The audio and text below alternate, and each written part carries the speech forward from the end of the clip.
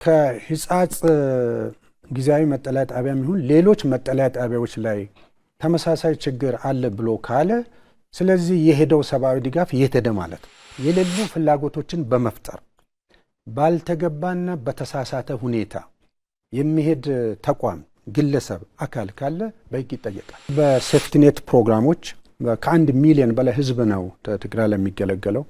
ይሄ ባልተገለጠበት ሁኔታ ሶስተኛው በስነ ምግብና በመሳሰሉትም በተለያዩ ተቋማት የሚሰጡ ድጋፎችም እንደ ድጋፍም እውቅና ባልተሰጠባቸው ሁኔታዎች የመግለጫዎቹ እንድምታ ምንድነው ተብሎ ከተባለ ሰብአዊነትን ታሳቢ ያደረገ ሳይሆን የፖለቲካ ፍላጎትን መነሻ ያደረገ ነው ተብሎ ነው ሊወሰድ የሚችለው። ህዝቡ እንዲጎዳ ሰርቶ የተጎዳውን ማህበረሰብ ደግሞ መልሶ ለማጮ ጥቅም ላይ የሚያውልበትን ሁኔታ በተሟላ ግንዛቤ መልክ ሊያስይዝ በስርዓትም ሊታገለው የሚገባ ነው ብዬ ነው የማስበው።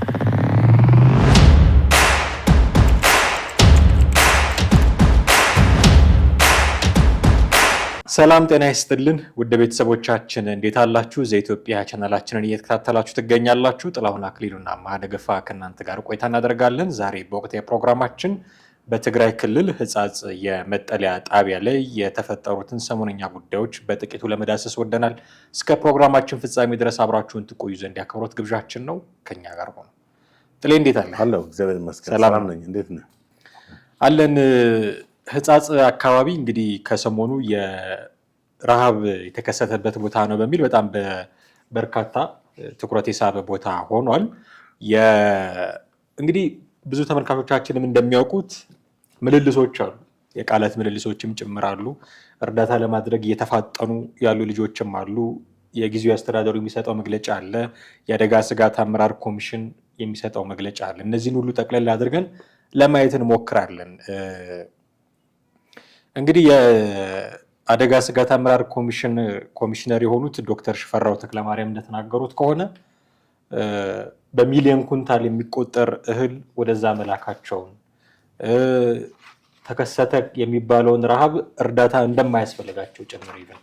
አቅም እንዳላቸው እህል እንደሚልኩ ግን የሚላከውን እህል ጊዜያዊ አስተዳደሩ በአግባቡ እንደማያደርስ አንድ፣ ሁለተኛ ደግሞ ችግር እንኳን ከተፈጠረ ችግር ተፈጥሯል ብሎ ሊነግረን ይገባ ነበር ጊዜያዊ አስተዳደሩ የሚል መግለጫ ሰጥተዋል። ከሰሞኑ ብሔራዊ ቴሌቪዥን ጣቢያዎች እሱን ሲያስተጋቡ ነበረ።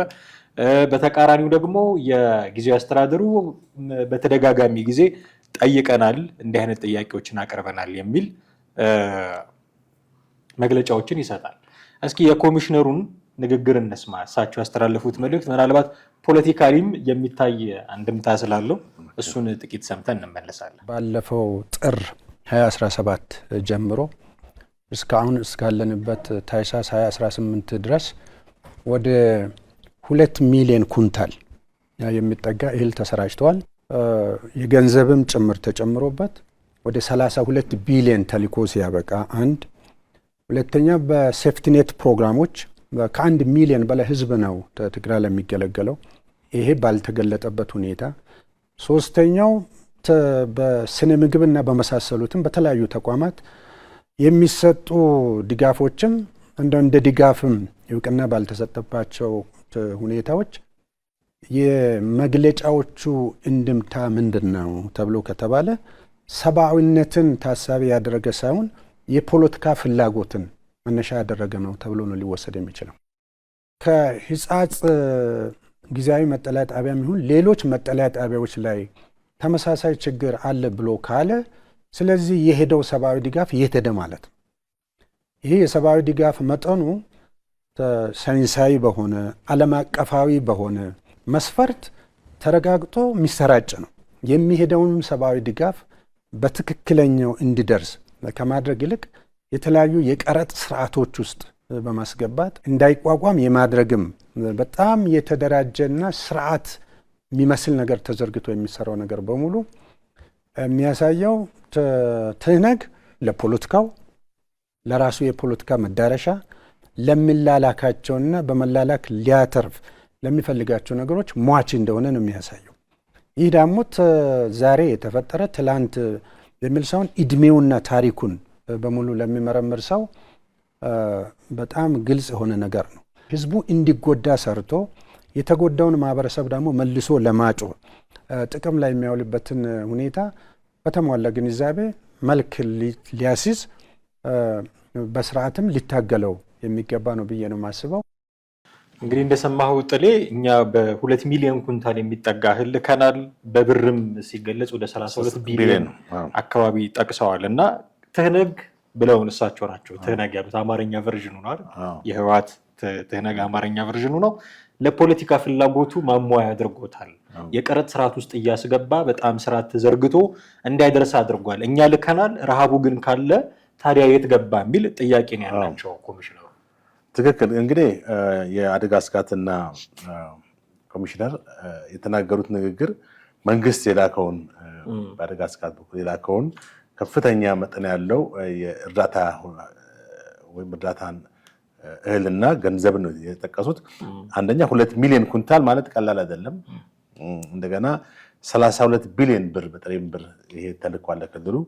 ከጥር እስከ መቼ ነው አሉት?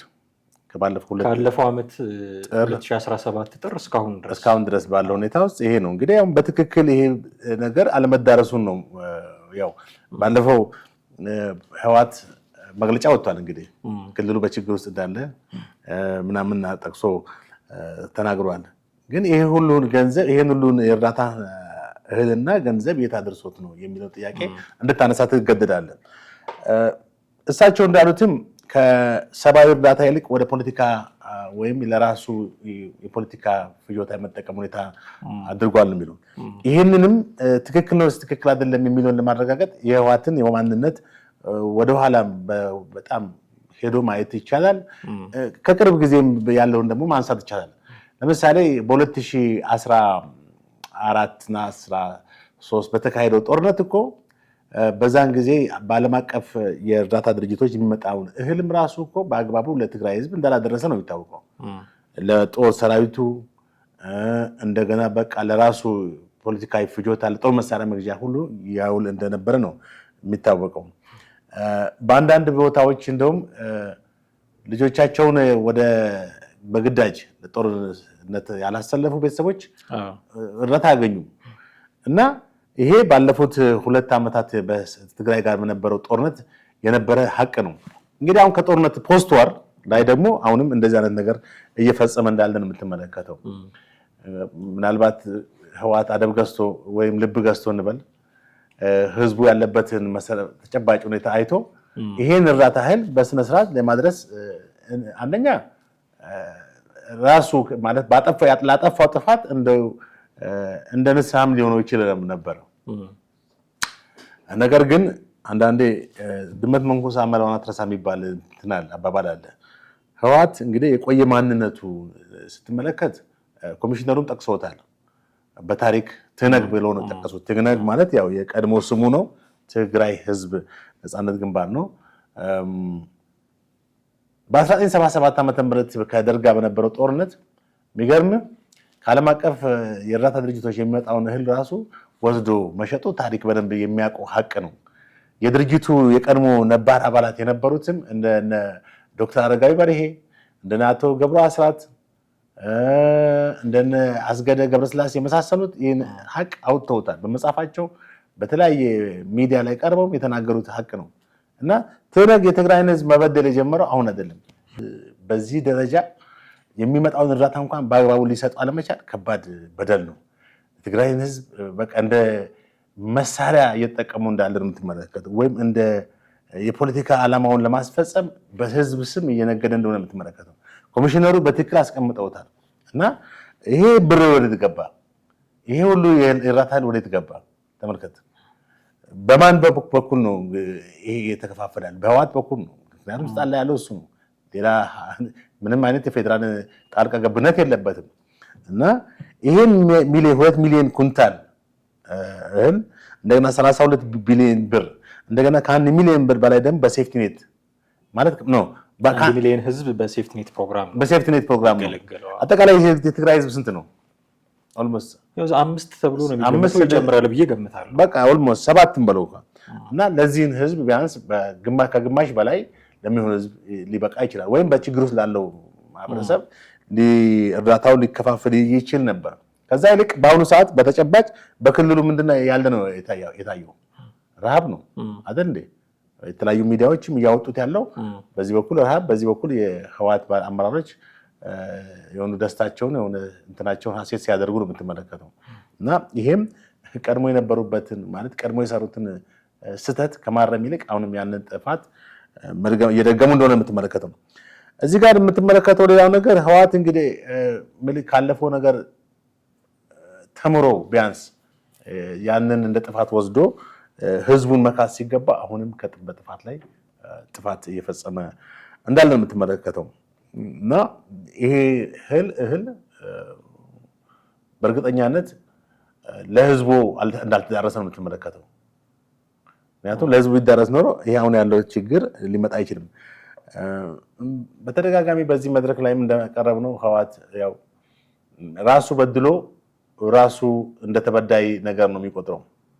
አሁን የፌዴራል መንግስት ነው እየከሰሰ አይደል እንዴ? ምንድነው ያለው? አልተላከል ማለት አሳውቀናል። የደረሰን የኮሚሽነሩ ጥያቄ የባሰ ችግርም ካለ ማሳወቅ ነበረበት።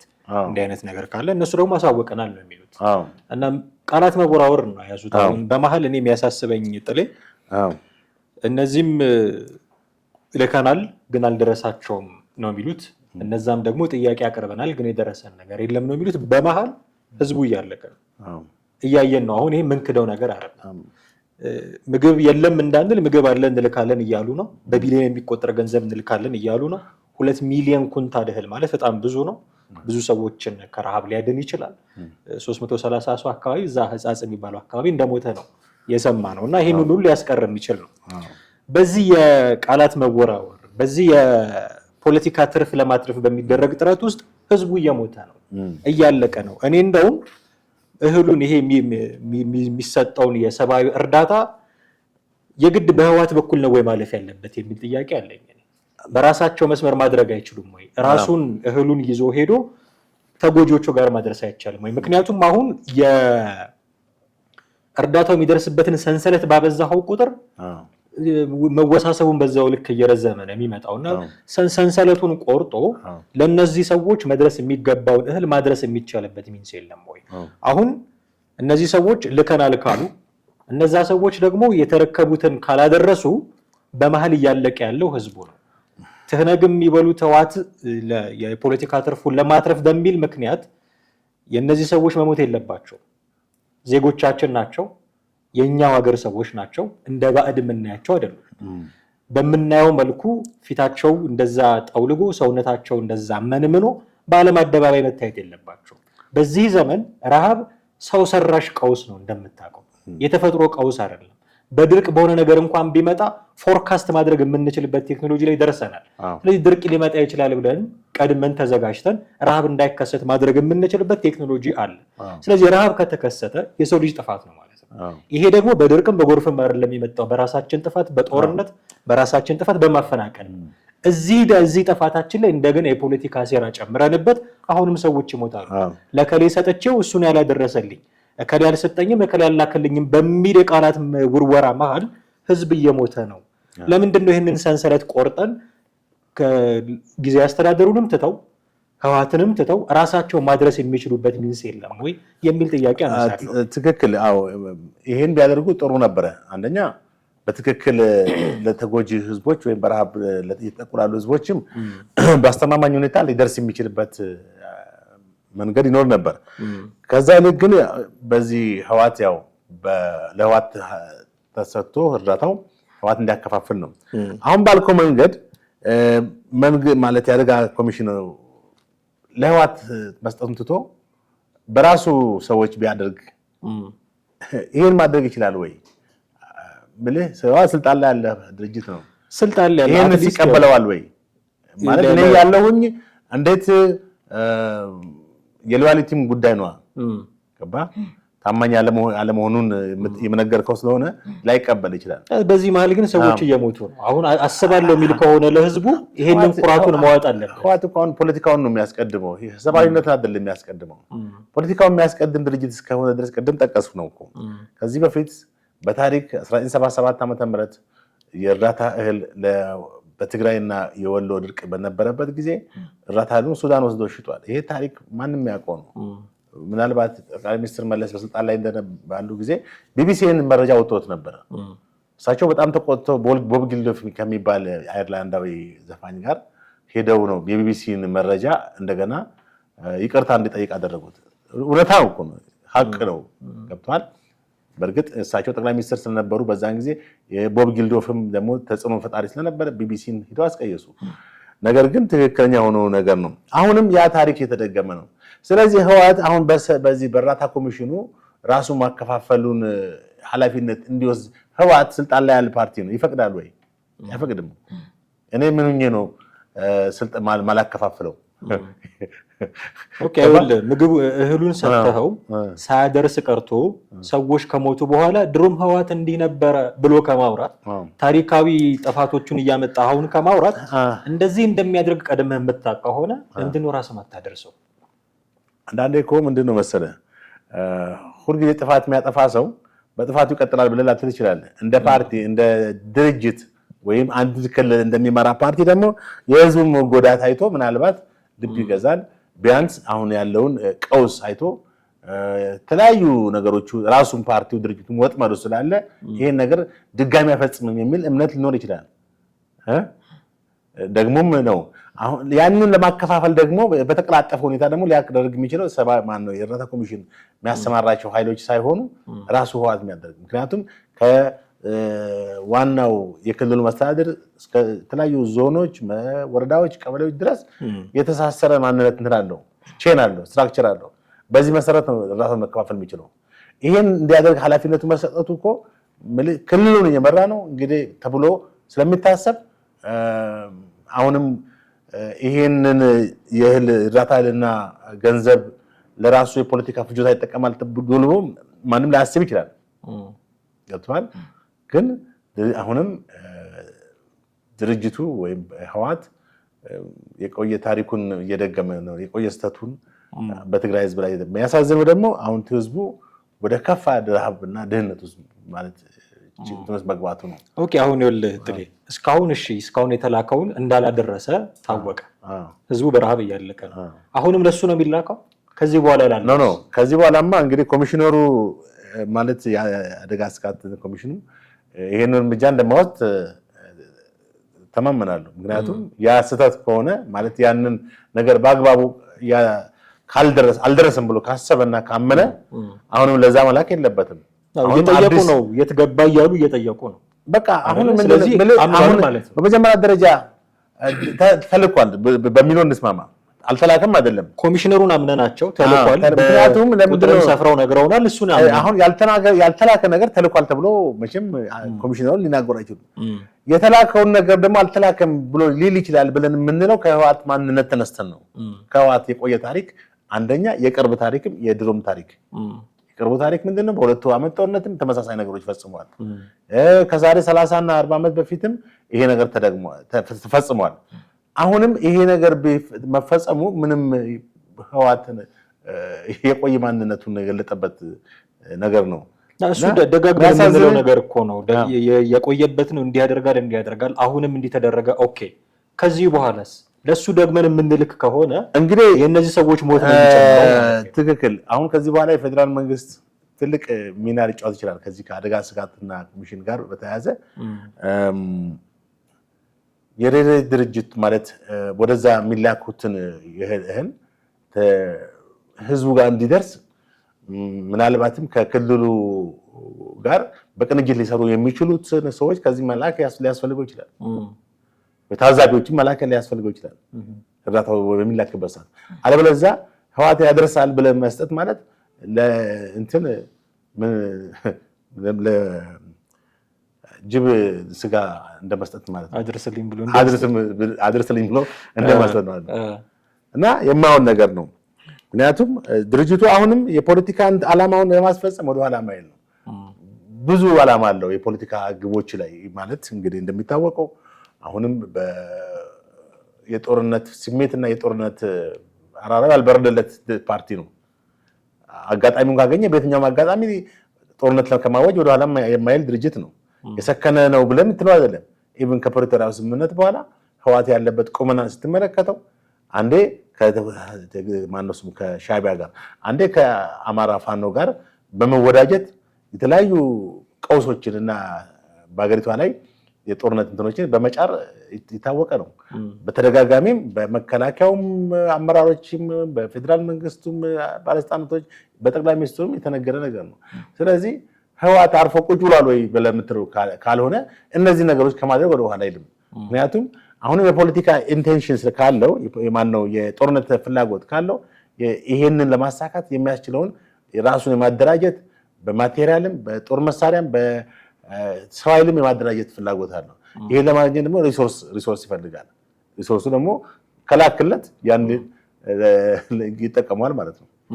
ይህንን ሰንሰለት ያሳጠሩ እና የሰብአዊ እርዳታን አሰባስበው ደግሞ ተጎጆቹ ጋር በቀጥታ ያደረሱ ልጆች አሉ።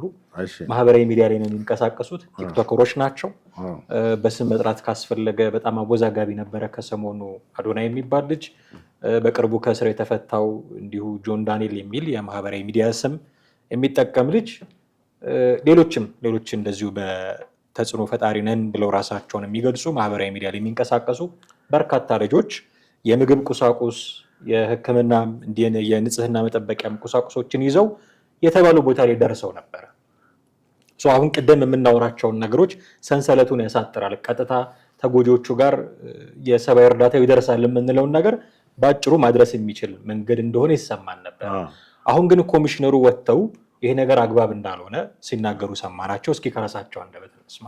አዲስ በጸደቀው በአደጋ ስጋት ስራ አመራር አዋጃችን ላይ ፍላጎቶችን በማናር ሰብአዊ ድጋፍ ፍላጎቶችን ማለት ነው የሌሉ ፍላጎቶችን በመፍጠር ባልተገባና በተሳሳተ ሁኔታ የሚሄድ ተቋም፣ ግለሰብ፣ አካል ካለ በሕግ ይጠየቃል። በእነዚህ ጉዳዮች ላይ የተሳተፉ ወደ የሚሳተፉ አካላት ከሚመለከተው የአደጋ ስጋት ስራ አመራር ኮሚሽን መንግስትን ወክሎ ማለት ነው በሚያደርገው ጥሪ የሚሳተፉ ከሆነ ለዚሁ በተዘረጋው አሰራር መሰረት በአሰራሩ ውስጥ ይሳተፋሉ ማለት ነው። የአካውንት ስርዓቱ አለ፣ የተቸገረውን የምንለይበት ስርዓት አለ። የምንለይበት ስርዓት በፌዴራልም ከክልሎችም ጋር አብረን የምንሰራው ስራ አለ። ከዛ በወጣና ባፈነገጠ መንገድ በተለያዩ መንገዶች በግል ሴክተር ሊሆን ይችላል፣ በማህበራት ሊሆን ይችላል፣ በግለሰቦች ሊሆን ይችላል፣ በቲክቶክ በዩቲዩብ በምን የሚሄደው አካሄድ ተቀባይነት የለውም። ተቀባይነት የለውም ብቻ ሳይሆን ተጠያቂነትን የሚያስከትል ነው። ስለዚህ እንደሰማሃቸው እኛ የዘረጋነው አሰራር አለ። በእኛስ አሰራር ውስጥ ገብቶ ይህንን ድጋፍ ማድረግ ይቻላል። ከዚህ ውጭ በሆነ በራሳቸው ተቋም በግለሰብም ይሁን በዩቲዩብ በቲክቶክ በሚባሉ ማህበራዊ ሚዲያዎችም በኩል አሰባስቦ መርዳት ክልክል ብቻ አይደለም፣ የህግ ተጠያቂነትንም ያመጣል እያሉ ቅድም ያንን ሰንሰለት አሳጥረውልናል ያልናቸው ልጆች አሁን እጅግራቸው ታሰረ ማለት ነው። ሄደው መርዳት አይችሉም። በዚህ መንገድ ነው መርዳት የሚችሉት። በዚህ መንገድ ደግሞ ሲረዳ ቀደም እንዳነሳ ነው ለትግራይ ክልል ጊዜያዊ አስተዳደር ይሰጣል። ደረሰ አልደረሰም የሚባል ደግሞ ሌላ ጭቅጭቅ ይመጣል እና እንደው ሌላ አማራጭ ሊሆኑ አይችሉም ነበሩ እነዚህ ወጣቶች? የሰጋነውን ስጋት እነዚህ እርዳታው በሙሉ ለሆነ አካል ፖለቲካዊ ፍላጎት ማርኪያ ይሆናሉ የምንለውን ስጋታችንን ጥያቄያችንን የሚቀርፉልን አልነበሩም ወይ የሚል ጥያቄ ማንሳት ፈልጌ። ጥሩ ምልህ አሁን የአደጋ ስጋት አመራር ኮሚሽነሩ እንደተናገሩት ለምንድን ነው እነዚህ ቲክቶከሮች እና ሌሎች እነዚህ እርዳታ የሚያሰባስቡ አካላት እንዳያደርሱ ያደረጉት የሚለውን እሳቸው የጠቀሱት ነገር አለ። ምክንያቱም አንደኛ ይሄ ነገር የአደጋ ስጋትና አመራር ኮሚሽኑ እርዳታውን ወደዛ ሲያደርስ በተጠናና ሳይንሳዊ በሆነ መንገድ ነው ብለዋል። ምን ያክል ሰው ያስፈልገዋል? ዳታዎች አሉ። በመንግስት ደረጃ ዝም ብሎ አይሰጥም እርዳታው። ቅድም የተባባልነው ነገር አለ። እርዳታው አሁንም እኮ ፕሮፐርሊ ለክልሉ አልደረሰም። የመጀመሪያው 32 ቢሊዮን እና 2 ሚሊዮን ኩንታል ያክል ማለት ነው። አሁን ደግሞ በዚህ መንገድ ማለት ስርዓት ባለው ሁኔታ ጥሩ ነው። ይሄ ሰብአዊነታቸው እነዚህ ቲክቶከሮቹ ግን ለማን ነው የሚሰጡት? የትኛው ቦታ ነው የሚሰጡት? አየህ መረጃ አላቸው ወይ? ዳታዎች አላቸው ወይ? ሙሉ በሰሙት ነገር ነው እንጂ ትክክለኛ ፊገር ኖሯቸው ትክክለኛ ዳታ ኖሯቸው በዛ መሰረት አይደለም። እንደገና ለሰጡት ማህበረሰብስ ያንን የሰጡትን ያክል ፊገር ዳታ ይዘው መጣሉ ወይ? አንደኛ ለምትሰጠው ነገር ዳታ መስጠት ማለት አለበት። የሰጠው ነገር በአጠቃላይ በዳታ የተያዘ ነው። መንግስት ያኛውን ይፈልገዋል። ምክንያቱም በክልሉ ውስጥ በትክክለኛ መንገድ ምን ያክል በረሃብ እና በድርቅ ውስጥ ነው ያለው፣ ምን ያክልስ ኖርማሊ ዝም ብሎ ሊወስድ የሚችል አካል አለ። አሁንም እኮ ቅድም የሆነው ያኛው ነው እና ተቀባይነት የለውም የተባለው ምክንያቱም ስርዓት በሌለው ሁኔታ ኦርደር ባልሆነ ሁኔታ ትክክለኛ ባልሆነ ሁኔታ እርዳታው ሊካሄድ ስለሚችል ነው። ፈሮ የለቀቀ ሊሆን ይችላል የእርዳታ ስርዓት። መንግስትም የትኛው ቦታ ተደርቶ ከቲክቶከሮች ጋር እንትን ሊል ነው ማለት ነው። ያንን ቲክቶክ ለማን ለማሰጣችሁ ብሎ ገባ እና ከዛ ይልቅ ምንድነው ያሉት እሳቸው እነዚህ ቲክቶከሮች ወይ እርዳታ ማድረግ የሚፈልጉ ኃይሎች ቀጥታ በመንግስት ስር መሆኑ ትክክል እኮ የተዘረጋ ስርዓት አለ። ምክንያቱም በዛ የተዘረጋ ስርዓት ካልሆነ በስተቀር እሱ ስርዓት ግን አሁን ጥያቄ እሱ የዘረጉት ስርዓት ግን ውጤታማ አልሆነም። እስቲል እየተራቡ ነው ሰው። እንግዲህ አሁን ውጤታማ ያልሆነበት ምክንያት ምንድነው? እርዳታውን ተላከ። ኦኬ እርዳታው ተልኳል። እሳቸው እንዳሉት 32 ቢሊዮን ብር እና ወደ 2 ሚሊዮን ኩንታል ያ እርዳታ ደግሞ ኃላፊነቱን ወስዶ እንዲያከፋፍል የተደረገው የክልሉን ያስተዳድራሉና ህወሓት ናቸው። ስለዚህ ይሄ ነገር አልደረሰም። አሁን ህዝቡ በረሃብ ነው፣ ጥያቄ ቀርቧል ከተባለ ተጠያቂ ማን ነው? ስልጣን ላይ ያለው ወይም ክልሉን እያስተዳደረ ያለው ኃይል ነው ማለት ነው። በዚህ መንገድ ምልህ አሁን የተፈጠረውን ነገር እንደገና ስህተትን በሌላ ስህተት አትደግም ነው ምልህ። አቅቶኛል በክልሉ ውስጥ እርዳታውን መስጠት፣ ስለዚህ ቲክቶከሮች ሂዱ ብሎ ሊል አይችልም። አሁንም ወደ ስርዓት አልበኝነት ነው የሚገባው፣ ወደ የሆነ ሆሊጋኒዝም አይነት ነገር ነው የሚሆነው። ምክንያቱም አንዱ ተነስቶ በእርዳታው በዚህ በኩል ብሎ አቢዩዝ ሊያደርገው ይችላል። ያንን የእርዳታ እንትን ለራሱ ጥቅም ወይም ለሚፈልገው ቦታ ላይ ሊያውለው ይችላል። ስለዚህ ይሄን በተዘረጋው ስርዓት ማለት በትክክለኛው ቦታ የትኛው ስፔሲፊካሊ ተወስኖ በመንግስት ታውቆ ያ ቦታ ላይ እርዳታ መስጠት እንደሚገባ ለመግለጽ ነው እሳቸው እንትን ይሄን ያሉት።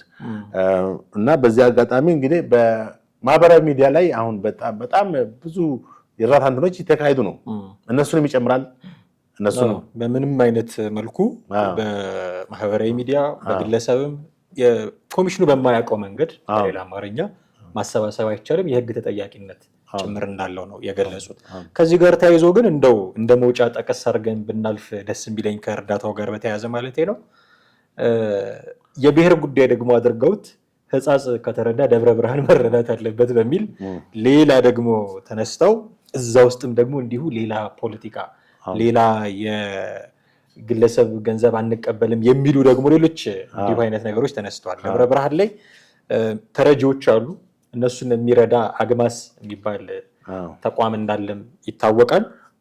እስካሁን ሲረዱ እንደነበረ የገንዘብ ማሰባሰብ ሲያደርጉ እንደነበረ ሰምተናል። ከዛ እንዲሁ አንድ ቲክቶከር ልጅ ታኩር የሚባል ልጅ ወጣት ልጅ በጣም ትንሽ ልጅ ነው።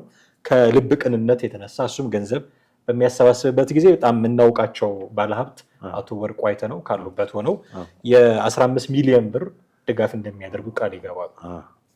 ዜን ይሄ አግማስ የሚባለው ድርጅት አልቀበልም፣ ምክንያቱም ከሃይማኖት ከዘር ከፖለቲካ ውጪ በሆነ መንገድ ነው ምረዳው የሚል ምክንያት ነው ያቀረበው ብሩን ላለመቀበል። እና ፖለቲከኛ መርዳት አይችልም ወይ? ሃይማኖተኛ መርዳት አይችልም ወይ? የብሔር ፖለቲካን የሚከተል ሰው መርዳት አይችልም ወይ? ፖለቲካ ሌላ ነው፣ እርዳታ ሌላ ነው። እና እነዚህ እርዳታ የሚፈልጉት ወገኖች ሰይጣንስ ቢረዳቸው ተቀብለህ አትረዳም ወይ? እንኳን ፖለቲከኛ ሪሊ ደግሞ የተሰጠው 15 ሚሊዮን ብርስ ለፖለቲካ ትርፍ ነው ወይ የተሰጠው የሚለውን ራሱ በምን ማወቅ ተቻለ የሚል ከፍተኛ ጭቅጭቅ እየተነሳ ነው ያለው። እና የአግማስና የወርቁ አይተነውን ጉዳይ በጣም እሱንም ማህበራዊ ሚዲያ ላይ ነው አየሁት። እንግዲህ በመጀመሪያ 15 ሚሊዮን ብር የሚያክል ነገር አልቀበልም ማለቱ አግማስ የሚባለው ተቋም የሚገርም ነው። ማንም ይርዳ ማንም ይስጥ፣ አሁን እኮ አየህ ነገሮች ሁሉ ወደ ይሄ የብሔር የሃይማኖት ምናምን ጉዳዮቻችን ተጠላልፈው ምንድነው አገር ሲያረጅ ምን ይባላል? ጃርት ያበቅላል ነው የሚባለው።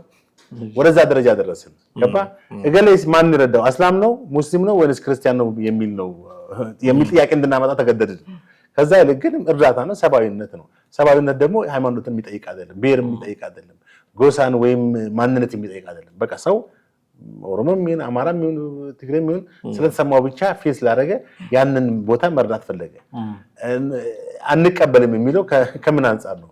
ሃይማኖት አትወርቁ አማራ ስለሆኑ አሁን እሱ ራሱ ኒውትራል ማድረጉ ነው ያኛው ተቋም ነው አይደል? እንደዛ በብሔርም በዘርም ስለማንሰራ እሱ ምን ብሔር ነው ባይዞ ብሔር የለውም። አግማስ የሚባል ድርጅት ብሔር አለው ብለህ ምን እስከገባን ብዙ ሌላ አሁን አያድርጉ ያልነው ፖለቲካ አንዳንድ ጊዜ መመጻደቅም ጥሩ አይደለም።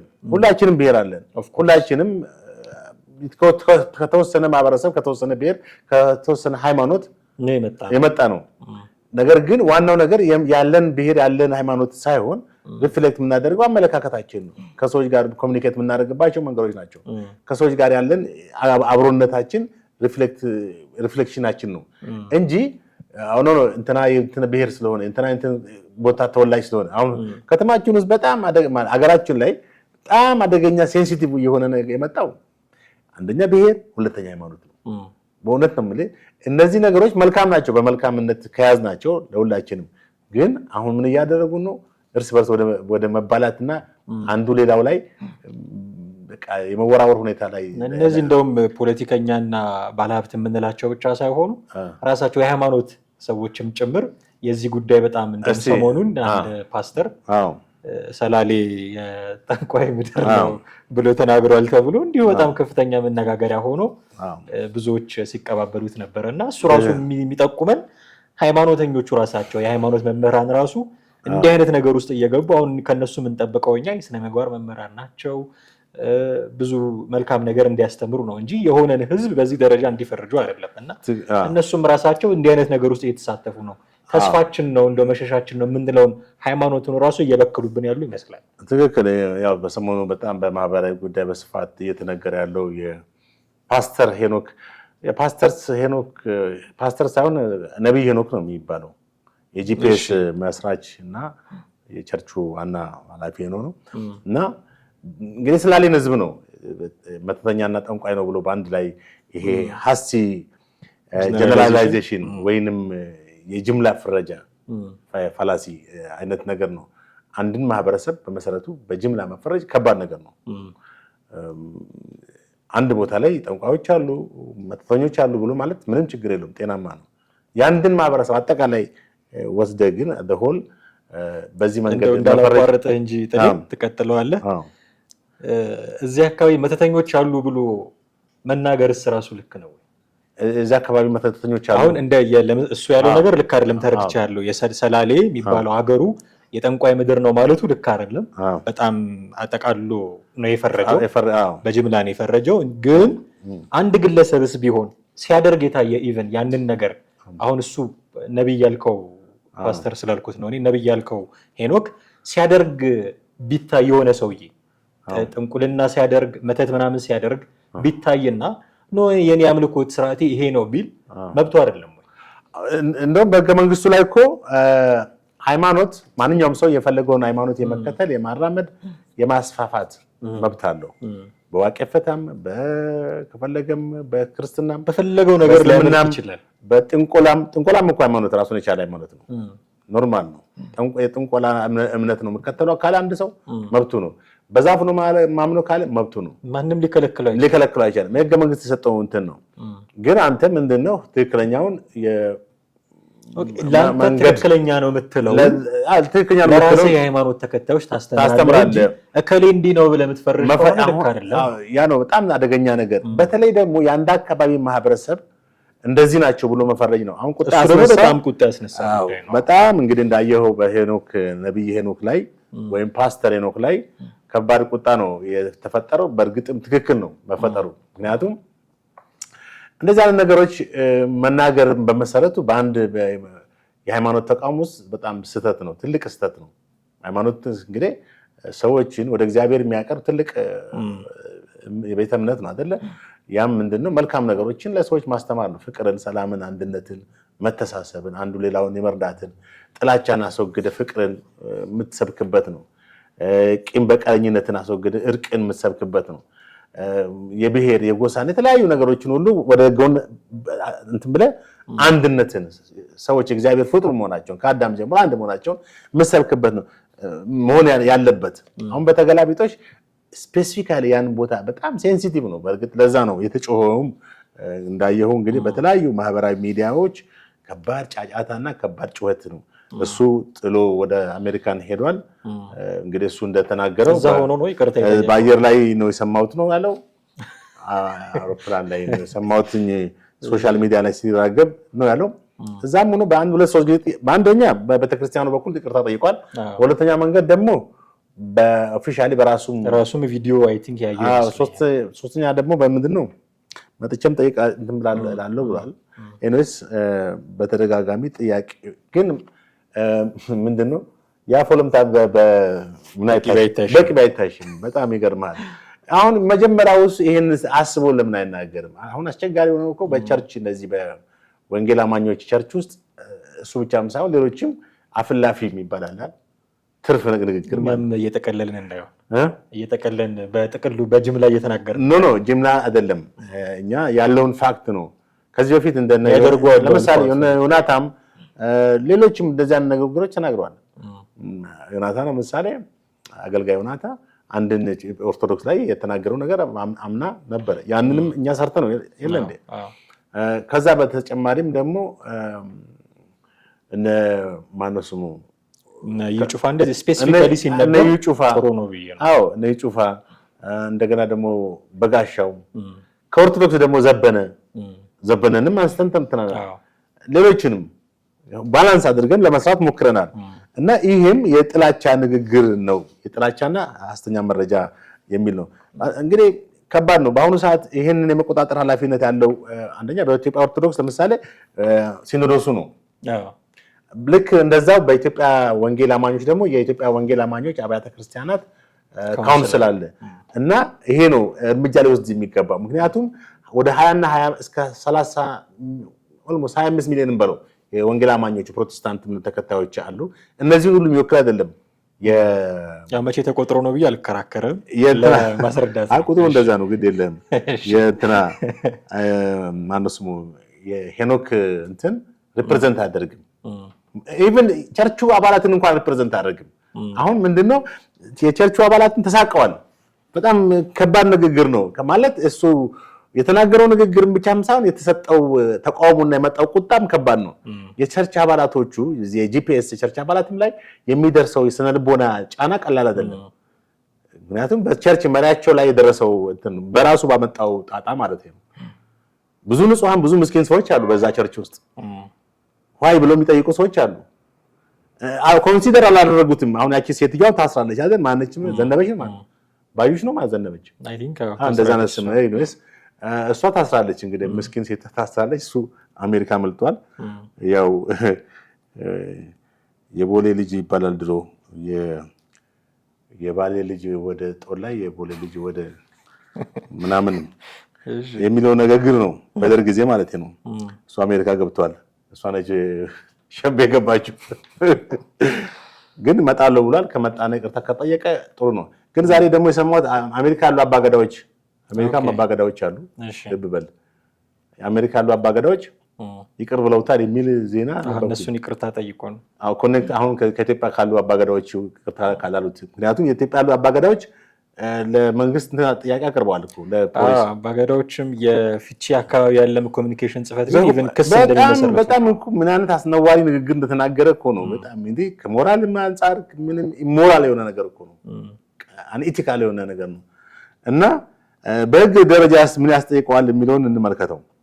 በኢትዮጵያ ፌዴራላዊ መንግስት ማለት በአዋጅ ቁጥር በ2012 የወጣ አዋጅ ነው 1185 ህዝባር 2012 መሰረት የጥላቻ ንግግር ማድረግን ሐሰተኛ መረጃ ማሰራጨት በወንጀል እንደሚያስጠይቅ ተደንግጓል ይላል። በቀጥታ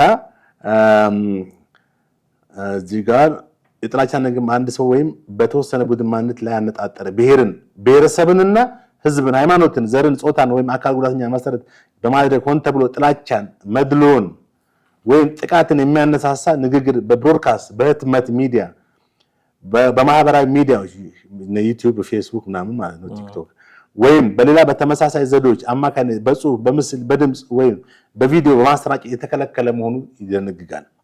በመሆኑም ይህንን የጥላቻ ንግግር ያደረገ ዛት ሚንስ አንድን ማህበረሰብ ቅድም ጀነራላይዝ አድርጎ ጀነራላይዜሽን በፈረጅ ከ2 ዓመት በሚደርስ ቀላል እስራትና ከ100,000 ብር ያልበለጠ 100,000 ብር 2 ሲደመር 2 ዓመት ሊገጥመው የሚችለው እስር ይሄ ነው።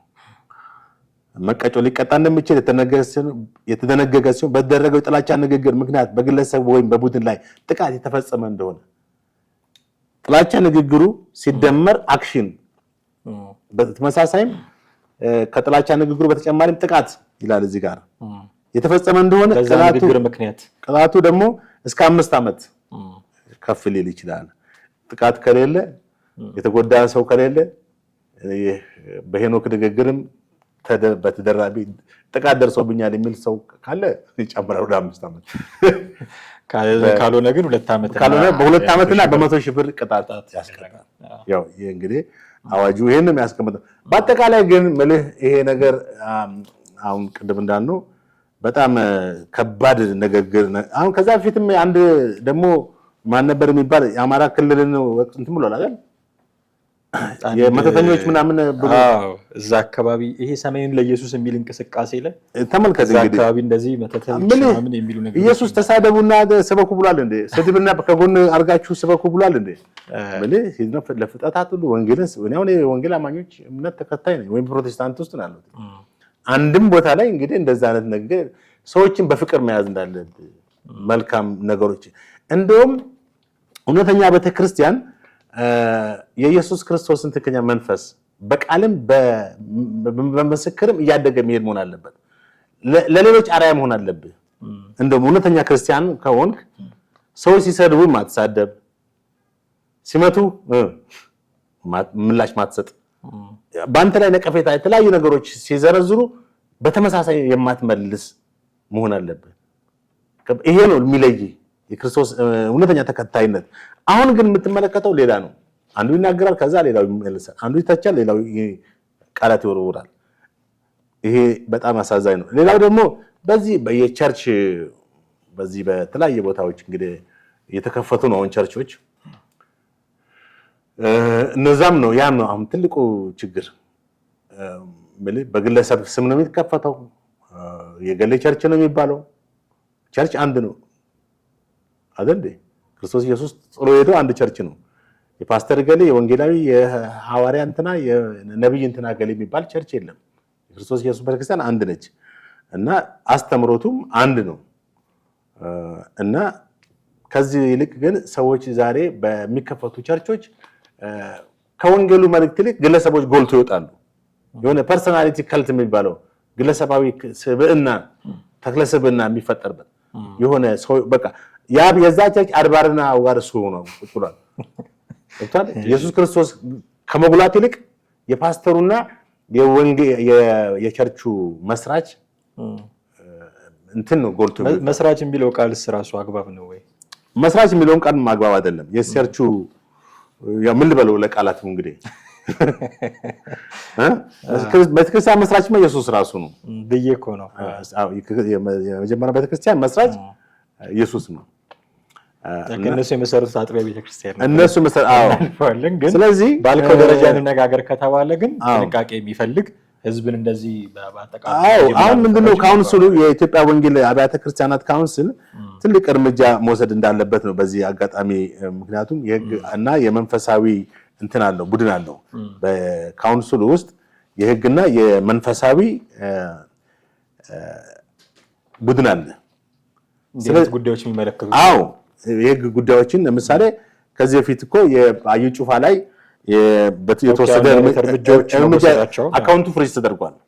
የምኑ የቸርቹ አካውንት ፍሪዝ ተደርጓል፣ እንዳይንቀሳቀስ ተደርጓል።